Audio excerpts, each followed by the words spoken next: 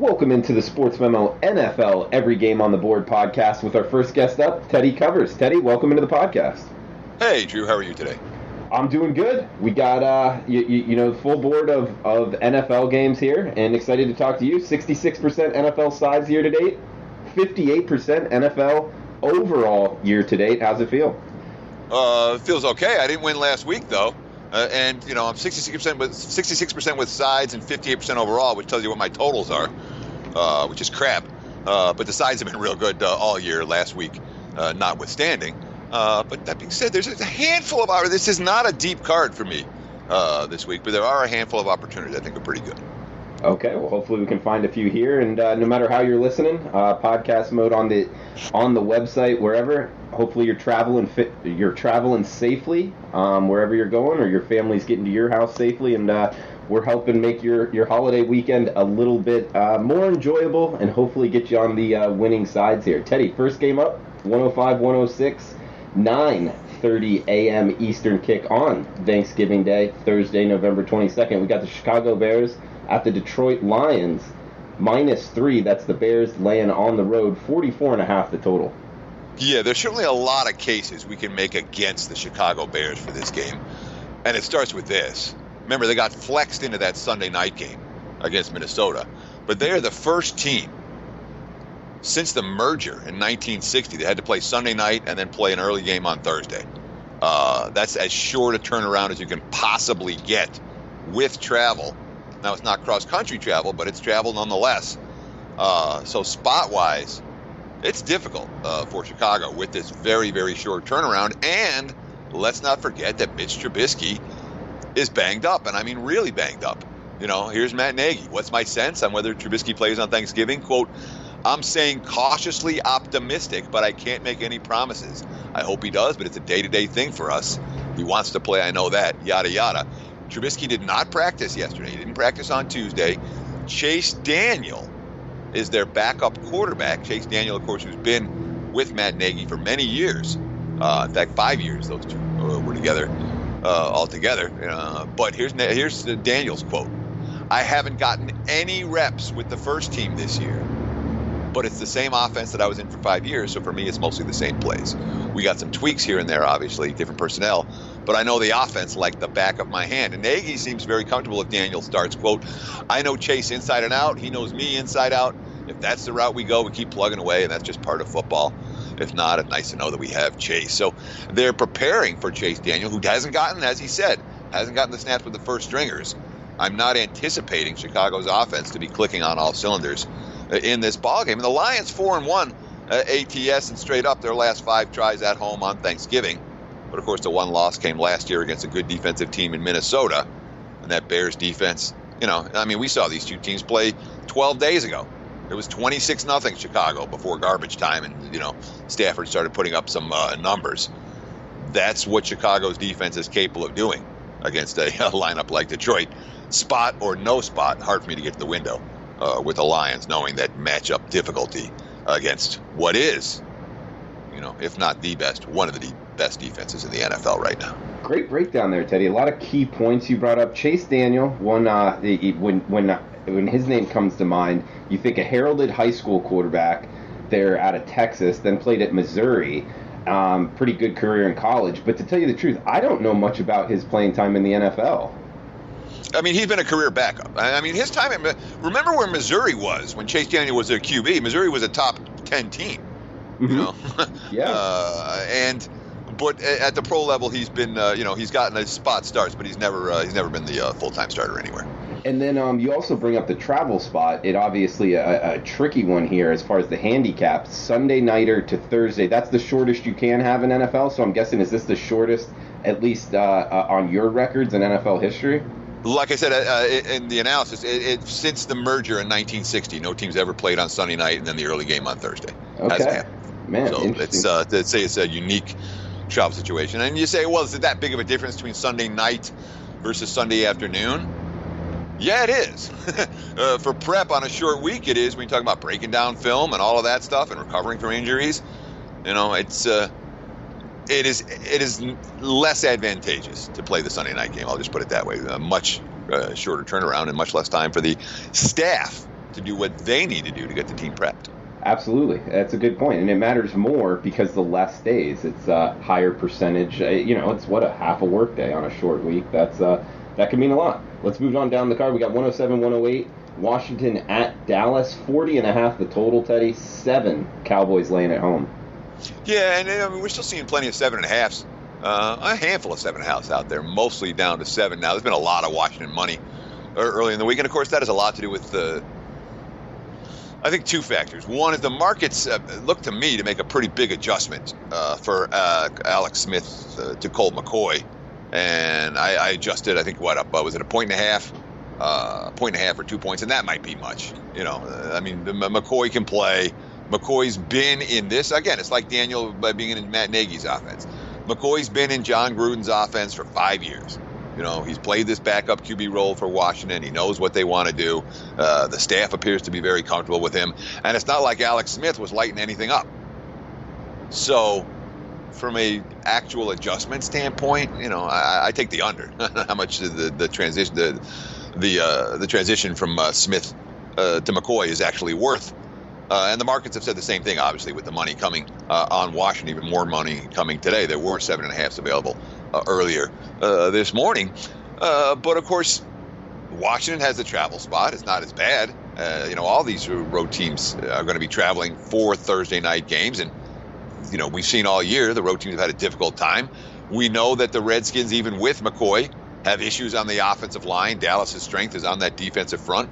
If Dallas blows up the line of scrimmage here, the Redskins are going to have a hard time competing. But, home chalk has not been Jason Garrett's role. To put it mildly, home chalk in division. The guy's, about a 30% ATS proposition. They've won 1 game all year by more than a touchdown. And when you read the quotes out of the Redskins locker room, I know they lost last week. Last second field goal. They lost their quarterback. They seem fairly confident. Sometimes you read between the lines on that, but the hunger and the focus to bounce back off that loss appeared to be there. They weren't like, oh, no, we got to go to Dallas on Thursday. They're like, to a man, yeah, we're excited about going to Dallas on Thursday. But, from a matchup standpoint, it's not just the offensive line for the Redskins. The running back injuries, or wide receiver injuries, and injuries on the defensive side of the football. I mean, they are a very, very banged-up football team. And, of course, the Cowboys coming off their 2 best games of the year back-to-back the last 2 weeks. You can understand why the markets priced Dallas as high as they did. You can understand why the money's coming to the Redskins to drive this line back down to 7. So, interesting game. I do have a play up for this one up at sportsmemo.com right now. Teddy, the Thanksgiving night game, NFC South rivalry matchup, the Atlanta Falcons at the New Orleans Saints. 60 the total, with the Saints laying 13 in the Big Easy. Yeah, and this is officially the jump the shark point spread on New Orleans. New Orleans is now it's 9 straight wins, 8 straight covers. Is that what it is? Or 8 straight wins, 7 straight covers. The bottom line is the Saints bandwagon's as big as it gets right now. The betting bandwagon is enormous, and everyone you talk to in Vegas says, oh, yeah, I learned my lesson. I'm not betting against the Saints anymore. I'm not giving up on betting. Yeah, so you're having to pay a tax now. Sure, and a real tax. I mean, the last time, and the Saints have been good, the Falcons have been good. I don't think, they're not that different than they were this year. Last time that the Saints beat Atlanta by 2 touchdowns or more was 2011. The last dozen meetings have all been competitive, and without New Orleans winning by margin. And now that everyone, there was a lot of activity against the Saints last week, and everyone got, that game was over in the first quarter. New Orleans betting bandwagon has gotten too big, and this spread is, probably a little bit too high. I mean, the Saints are being priced now 3.5, even 4 points higher than the number 2 team in the NFL, whether it's KC or LA or New England or Pittsburgh, wherever you want to put it. That's how high the Saints are being priced at this stage of the game. And Atlanta's talking the talk, They're saying we got must win, we haven't quit, all of that. I mean, on and on down the line. I got all these quotes, coming off the last second loss, cornerback Robert Alford. At the end of the day, it's going to push you. With the guys in this room, it's going to push us to greater things. Grady Jarrett, whether it's easier or harder, it doesn't matter. We have to go back to work. We got to play on Thursday. Matt Ryan, I think the opponent we're going against, the stage it's on, makes it pretty easy to be able to turn around quickly and put this one behind us. I mean, the talk for Atlanta is we're coming to play. This is our last chance. Our season's on the line. And, of course, the back door, in theory, would be open with Matt Ryan and the offense against the Saints defense. But Atlanta, 1 touchdown and 6 red zone tries over the last 2 weeks. Sark settling for field goals is not going to get the job done in this point spread range. Teddy, moving on to the Sunday slate, we got Jacksonville at Buffalo. Looks like the Jags laying 3 on the road, 37 the total. All right, you're going to have to explain to me what Jacksonville's doing laying a field goal in this ball game. Well, it's -3 plus juice as well. Yeah, I mean, there have been 3.5s out there. And look, okay, this losing streak for the Jags, where it's KC, Dallas, Houston, Philly, Indy, Pittsburgh. All those teams are better than Buffalo, no question. And there's, really good teams in that mix. And again, KC's a really good team, and Houston hasn't lost since the opener. And Indy's playing their best ball, and Pittsburgh is certainly the 7-2-1 squad. I mean, yeah, and it's the Bills squad that's certainly a step down in class for the Jaguars. But I mean, the offense has gotten 14, 7, 7, 18. They did get 26 against Indy and 16 against Pittsburgh. Last week they had 18 different chances to ice that game, and the offense just couldn't move the football. Buffalo can play D. Buffalo's coming off a bye. Josh Allen is healthy and expected to start for the Bills in this ball game.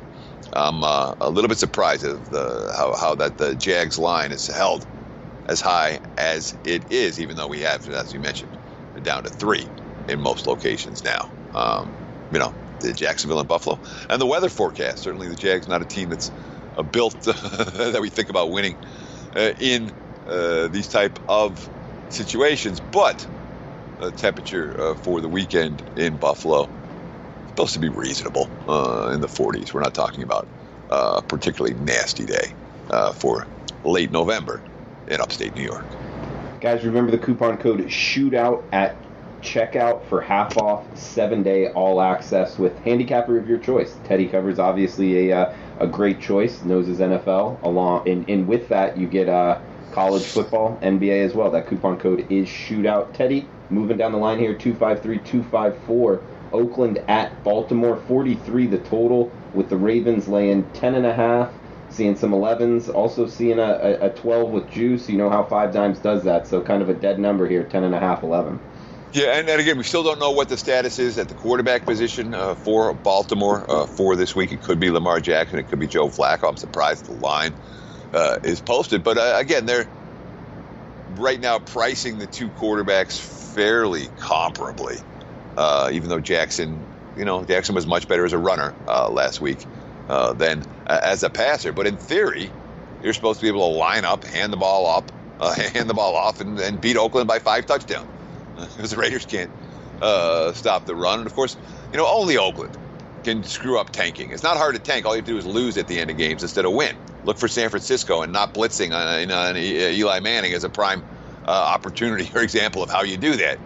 Well, Oakland blitzed, and Oakland marched down the field for the game-winning field goal. They put their own number 1 pick in the upcoming draft in jeopardy. But off a win, now they got to travel east for the early start game. And they are a weak defensive squad, and Baltimore is not. So, do you trust the Ravens laying this type of price? When the Ravens have been winning this year, they've actually won a bunch of games by margin. The Bills, the Broncos, Steelers, Titans.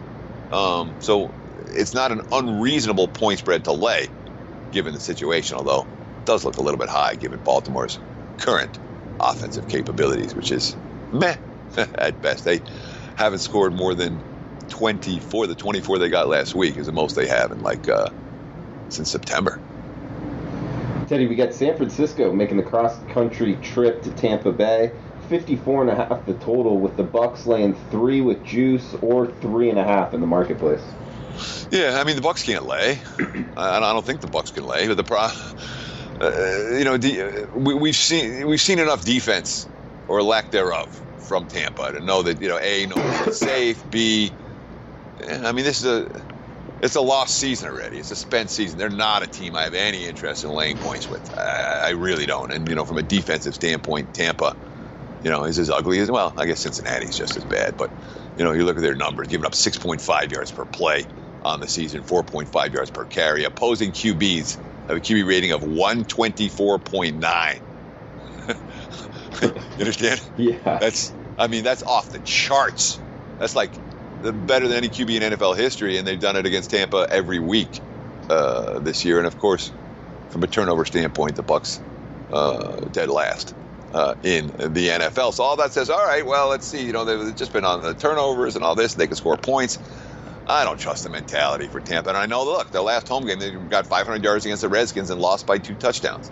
That's the 2018 Tampa Bay Bucs. The problem, of course, as I just talked about, is that San Fran can be expected to execute a tanking game plan effectively. They're going with Nick Mullins, coming off a bye. Everything is there's a lot of positives coming in San Fran right now. But they're in play for the number 1 overall pick again, even though they beat the snot out of the Raiders now. And that really worries me. And we saw that in the way they defended Eli Manning on Monday Night Football. And I worry in a tight game here, if San Fran just plays vanilla on defense, all right, we're going to get better, we're going to grow, and we're going to lose the game to save our draft pick. That definitely worries me on the 49ers, the side of the equation. From a total standpoint, 54.5 for a 49er game? That's not how San Fran's built. But obviously, anytime you're taking an under in a Tampa Bay game, you're taking a leap of faith. I'm trying to see so they didn't have that. Yeah, the Niners had that one shootout against Green Bay. I think that's the only game since the beginning of October that they came close to a total this high. Teddy, NFC East matchup here. New York Giants at the Philadelphia Eagles. 46 the total, with the Eagles laying pretty much 6s at home. Yeah, so, and again, it sounds silly, but I'm going to say it anyway. Okay. If the Giants win out, they win this division. Yeah, that's kind of the Giants crazy. Are playing for something right now at 3-7. They got the Eagles, they got the Redskins, they got Dallas, they got all 3 of their teams, and nobody's taken over this division. Nobody's any good. Yeah, okay, they got Chicago at home, they got Tennessee at home, they got to go to Indy. It's not insurmountable, and all of a sudden it's 2 straight wins for the Giants. Again, it was San Fran and Tampa. They didn't dominate either game. They did their best to blow it against the Bucs, but the path is there for the G-men. And certainly right now, when you talk about direction of these 2 teams, Philly played a bad game against Dallas at home with their season on the line, and then they went to New Orleans, and that game again, it was over in the first quarter. The Eagles did not have it. Now they're returning home. I don't know that anyone believes in Doug Peterson at this stage of the game. Their secondary's in shambles, and literally in shambles. And offensively, whatever they were a year ago, Carson Wentz isn't the same guy. The receiving core isn't there. Philly dominated the Giants, less than a month ago. I guess it was a little over a month ago. 34-13, and it wasn't that close. That game was over early on a Thursday night game. And in theory, the Eagles' defensive front's supposed to be able to maul the Giants' offensive front and force Eli Manning into mistakes. But Philadelphia's a hard team to trust right now. You win the Super Bowl last year, you're 4-6 this year, and everything's falling apart. It's supposed to be circle the wagons time, but so was last week and so was the week before for an Eagles team that I just do not trust in this point spread range. All right, guys, we got 1 game left here, and remember the coupon code SHOOTOUT at checkout. We got a package, 7-day all access, so you don't have to always keep checking or anything. You just get the email when your handicapper releases the play, and go in, log in, make your bet, and that is SHOOTOUT, the coupon code for half off, 7-day all access package on sportsmemo.com. Last game here, Teddy, for this segment. Then we'll bring in McGinnis to finish off the NFL card here. We got Cleveland at Cincinnati, 47.5 the total, with Cincinnati laying 3 with some juice at home. So we talked about the Bengals defense being historically bad. Obviously they had the bad game against New Orleans, before they had the bad game against Tampa, before that the bad game against Kansas City, before that the bad game against Pittsburgh. And hey, they faced a bunch of good offenses during this span, no question.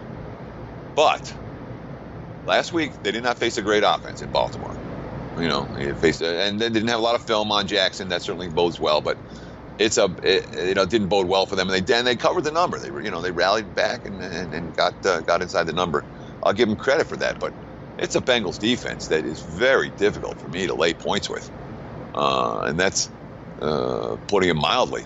And of course, we're talking about a team that hasn't won a game by more than a field goal since beating Miami October 7th. They're not winning games. They're not winning games by margin. They're not a team that feels pretty good about themselves. And they're not a team with a defense that I'm comfortable laying anything with against anybody. 6.3 yards per play allowed, 5 yards per rush allowed. The opposing QB rating not quite as bad at 97.1. It's not what we're talking about with Tampa, but it has not been a good Cincinnati pass defense at any point this season. But again, they're pricing Cleveland in a range where they better win or come pretty darn close in order to cover the number. And, there's a Browns team going into the bye fat and happy off a solid performance against Atlanta. Interim coach, bye week. Sometimes you like these spots. I might have liked it better for Cleveland if they were coming off a loss, not coming off a well-played win. That makes me a little bit nervous about the Browns. And again, it's Cleveland in a game that they're going to have to win or come close, and the Browns don't win a whole lot of ball games, 4 over the last 3 seasons. Teddy, you had a full work week on the podcast schedule and a shortened week. You just did your 3rd episode in 3 days? You feeling all right? Yeah, dude, I'm ready to go tomorrow. If you want to go, Turkey Day, man. Let's skip turkey and just do podcasts all day. All right, man. Yeah, NFL opening line report. You can listen to that at Sportsmemo under the tab podcast there. He also did the college football every game on the board podcast yesterday. Now today's NFL every game on the board podcast. 66% NFL sides on the year. And guys, the coupon code is SHOOTOUT for half off 7-day all access. Happy Thanksgiving to you, Teddy. Any plans you want to throw out on the podcast? What you're up to? Yeah, we got family around, dude. This is it's a fun weekend. I'm one of those guys who actually likes my family, so it's not pulling teeth. It's a good time, and I don't get to see it much. And of course, one of the advantages that I'm not traveling this year, so I get to be in my office at home doing what I want to do when I need to do it, which I think will bode well for the clients over the course of the next 4 or 5 days. All right, good stuff, Teddy. Happy Thanksgiving to you. He's got his Turkey Day Massacre up on sportsmemo.com. Check that out. Also, college football, NFL for the weekend with Teddy covers. Guys, we'll be right back with Andrew McGinnis to finish off the NFL Every Game on the Board podcast.